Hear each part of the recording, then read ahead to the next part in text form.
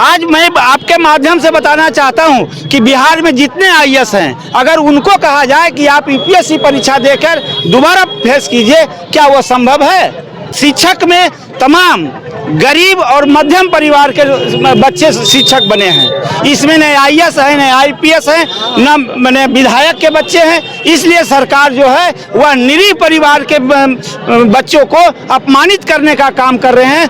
मैं सरकार से यह पूछना चाहता हूं आपके चैनल के माध्यम से कि दक्षता, शिक्षक पात्रता और सक्षमता में क्या अंतर है? मार्केट में जो इसका गाइड उपलब्ध है, तो गाइड को देखने से ऐसा नहीं लगता है मामूली परीक्षा है। तो मुझे तो ये शंका ये लग रहा है कि नीतीश कुमार जी 2020 का जो चुनाव हुआ था उसका खुन्नस निकाल रहे हैं। तमाम शिक्षक 15 साल 20 वर्षों से यहाँ रह रहे हैं, वो परिवार के साथ रह रहे हैं, वो पढ़ाने लिखाने का भी काम कर रहे हैं। वैसे शिक्षकों को अचानक सक्षमता परीक्षा के नाम पर किसी अन्य जिला में भेज देना यह कहीं से उचित नहीं जान पड़ता। नमस्कार, मैं अशोक प्रियदर्शी। हम आज नवादा के भगत सिंह चौक के पास हैं और यहाँ पे जो भी लोग हैं सब नियोजित शिक्षक हैं। और चूंकि नियोजित शिक्षक का एक बड़ा मसला है सक्षमता परीक्षा को लेकर के और ऐच्छिक स्थानांतरण को लेकर के, चूंकि यहाँ पे 3 विकल्प मांगा गया है, तो इन सब सारे सवाल और कई सवाल हैं, लेकिन 2 प्रमुख सवाल हैं जिसको लेकर के पूरा नियोजित शिक्षक, बिहार के 3.5 लाख नियोजित शिक्षक आंदोलित हैं। तो हम इन सवालों को समझने की कोशिश करते हैं कि आखिर क्या मामला है कि नियोजित शिक्षक चूंकि सरकार के सिस्टम के खिलाफ लड़ रहे हैं, एक सरकार से सीधे डायरेक्टली फाइट कर रहे हैं, तो क्या वजह है? पहले अपना परिचय बताइए।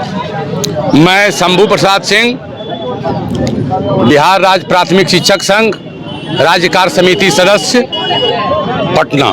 जी, क्या चाहते हैं आप लोग? हम लोग चाह रहे हैं कि बिना शर्त राज्यकर्मी का दर्जा, सरकार हम लोग को उलझाना चाह रही है कभी समय की पाबंदी में 9 से 5 तो 10 से 4, कभी परीक्षा के नाम पे, जबकि सरकार खुद जान रही है कि 2006 से लेकर के 2020 तक 4 नियमावली बनी, लेकिन एक भी नियमावली का आज तक कोई इम्प्लीमेंट नहीं हो सका। ना 2006 की नियमावली का, ना 2010 के नियमावली का और ना 2020 के नियमावली का।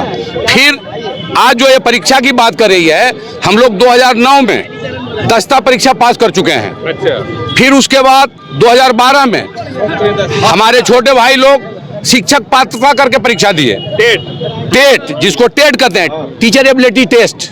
तो मैं सरकार से यह पूछना चाहता हूं आपके चैनल के माध्यम से कि दक्षता, शिक्षक पात्रता और सक्षमता में क्या अंतर है? क्या यदि हम दक्ष हैं, उसके पात्र हैं, तो फिर सक्षमता क्या शब्द होता है? दोनों में क्या अंतर है? What is the difference between दक्षता, शिक्षक पात्रता और सक्षमता? सरकार तो कह रही है कि राज्यकर्मी का दर्जा देने के लिए इस तरह का परीक्षा लेना चाह रहे हैं, इसलिए कि यह हम लोगों की कोई नई नियुक्ति नहीं है। चूंकि ऑलरेडी हम लोग 2003 से 5 से 6 से 10 से 14 से अनवरत हम लोग सेवा देते आ रहे हैं और सरकार की नियमावली के तहत मेरा नियुक्ति हुआ है। तो फिर अब यदि हमारी नई नियुक्ति होती तब तो हम परीक्षा देते। तो आप लोग परीक्षा देना ही नहीं चाहते? मतलब क्यों? परीक्षा का क्या औचित्य क्या है, यही तो हम जानना चाह रहे हैं सरकार से। अच्छा। कि हमारे ऊपर जो परीक्षा थोपा जा रहा है उसका हमारे परीक्षा से क्या औचित्य है, जब हम खुद इसके पहले पूर्व में परीक्षा दे चुके हैं। अच्छा। हम खुद साबित कर चुके हैं कि हम सक्षम हैं, दक्ष हैं, उसका जिस काम के लिए हमारी नियुक्ति, कोई मतलब नहीं, दोबारा परीक्षा का कोई औचित्य नहीं है। बताइए पहले अपना परिचय, नाम। मैं ललितेश्वर शर्मा, प्रधान सचिव प्राथमिक शिक्षक संघ नवादा।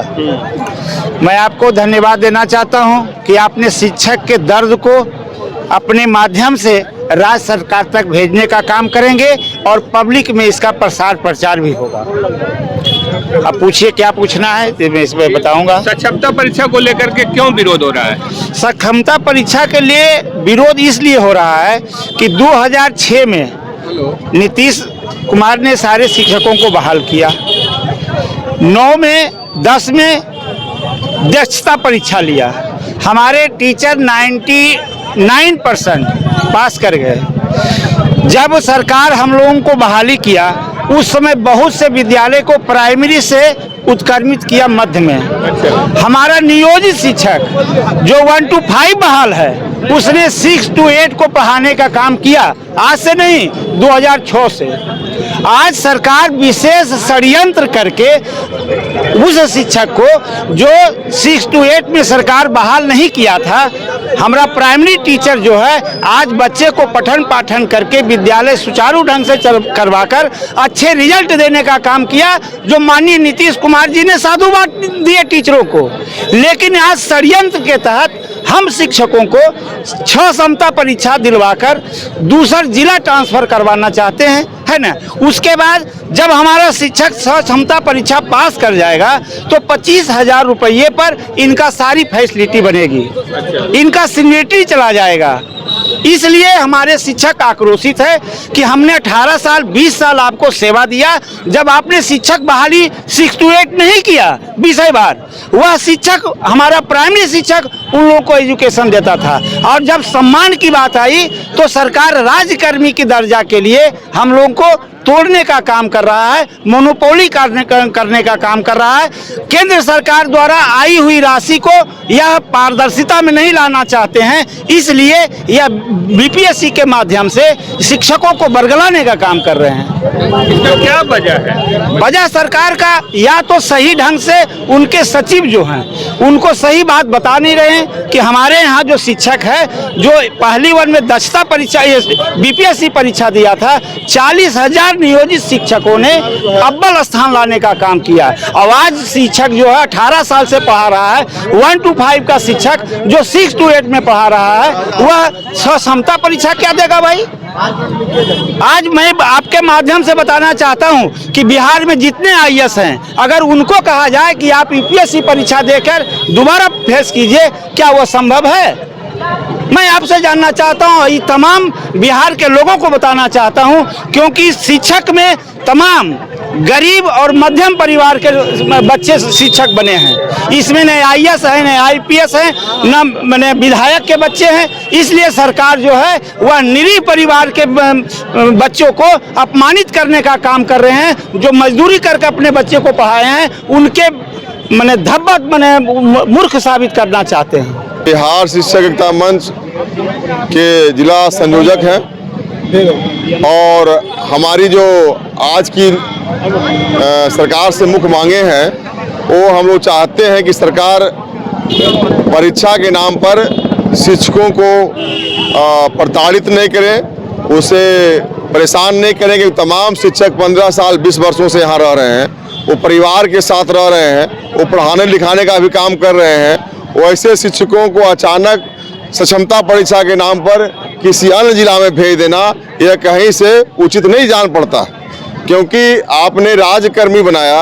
आप राज्यकर्मी का मतलब ये नहीं होता है कि आप किसी अन्य जिला में भेज दीजिए। राज्यकर्मी जिला संपर्क का मामला होता है, तो शिक्षकों को जिला में ही किसी प्रखंड में आप भेज सकते हैं, उसमें हमें कोई आपत्ति नहीं है। लेकिन सरकार अभी तक इस बात को नहीं मान रही है।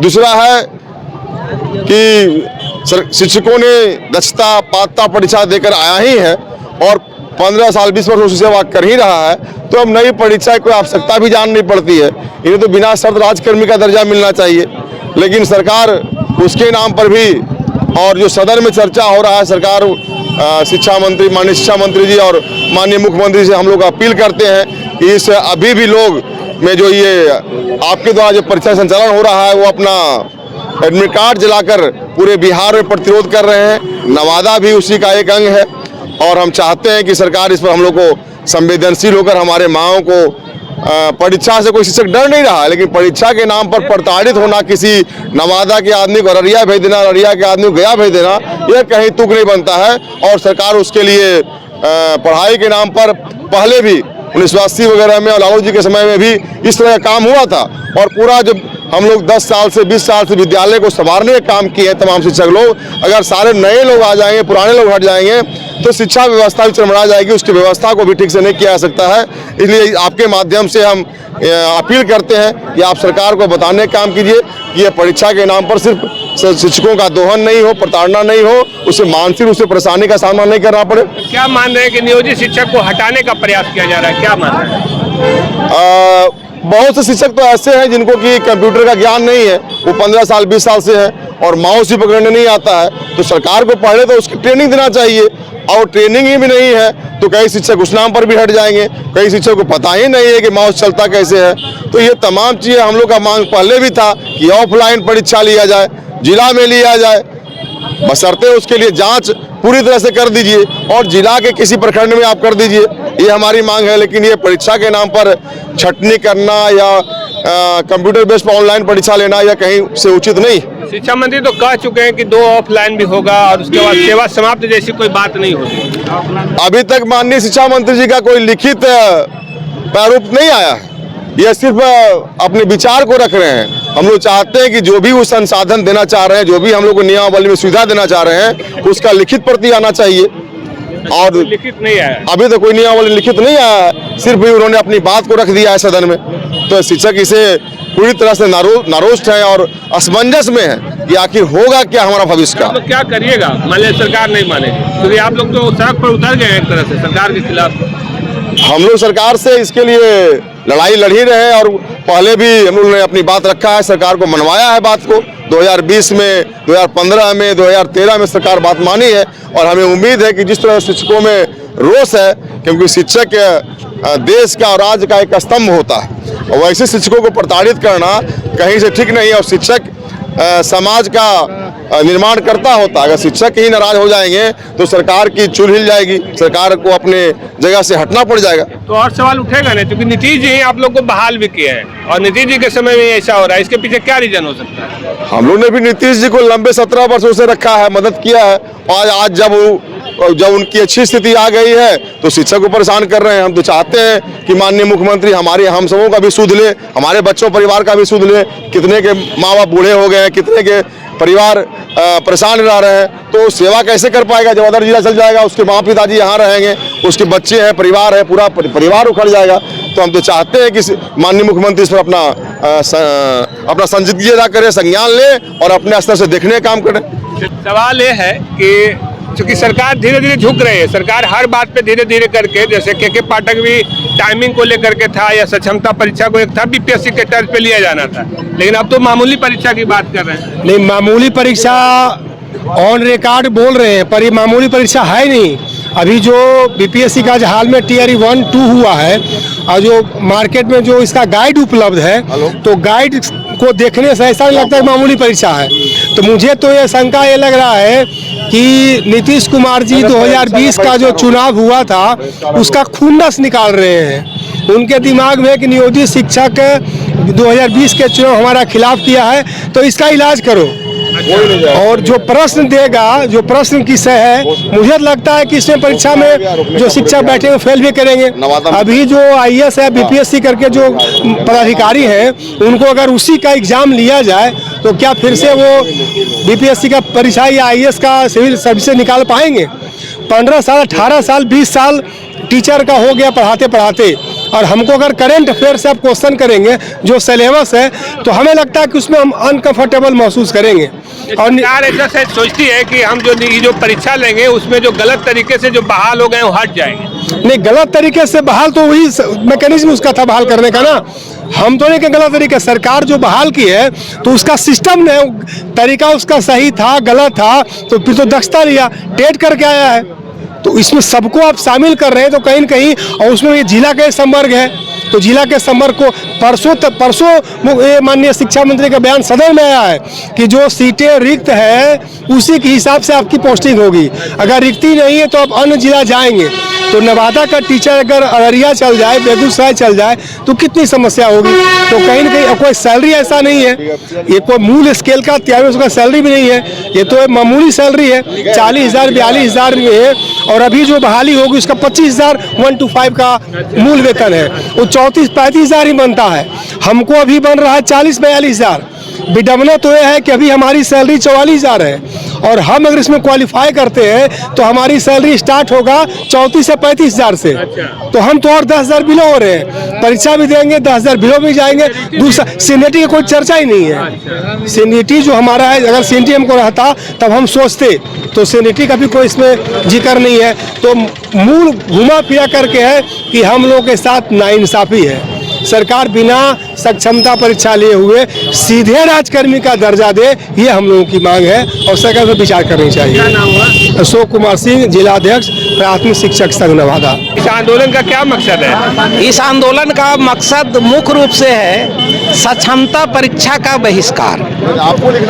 हम लोग 20 वर्ष से शिक्षक के पद पर कार्य कर रहे हैं। सरकार चाहती है कि इनका सक्षमता परीक्षा लें, जो सरासर गलत है। हम लोगों को चाहिए कि बिना शर्त राजकर्मी का दर्जा, योग्यता के अनुसार शिक्षकों का प्रमोशन, समयबद्धता के आधार पर प्रमोशन, इन सारी सुविधा को लागू करें। हम लोग एक मुश्त से सक्षमता परीक्षा का बहिष्कार करते हैं। कुल मिला के यही स्थिति थी जो शिक्षक नेताओं और शिक्षक जो यहाँ पे मौजूद हैं उनसे समझने की कोशिश कर रहे थे। इनका दो ही मांग है कि हमारा बिना सक्षमता परीक्षा लिए हुए राज्यकर्मी का दर्जा दिया जाए और जो स्थानांतरण वाला जो 3 विकल्प है उसको जिला संवर्ग में किया जाए।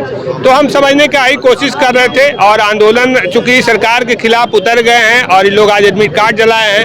अभी और चरणबद्ध आंदोलन का योजना है, तो फिर देखते हैं। धन्यवाद।